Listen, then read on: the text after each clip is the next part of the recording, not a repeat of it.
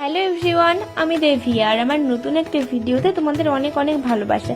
আজকে আমি আর আমার বাবা আবারও চলে এসেছি বাজার করতে। কি কি বাজার করি চলো সবটাই তোমাদের সঙ্গে শেয়ার করব। আজকে কিন্তু প্রথমেই আমরা চলে এসেছি মাছ বাজারে।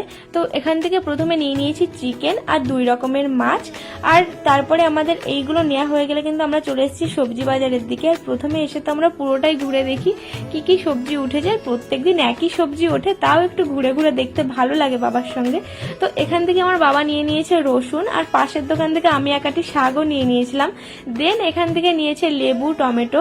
তারপরে আমরা হেঁটে হেঁটে চলে এসেছি আলুর দোকানের দিকে।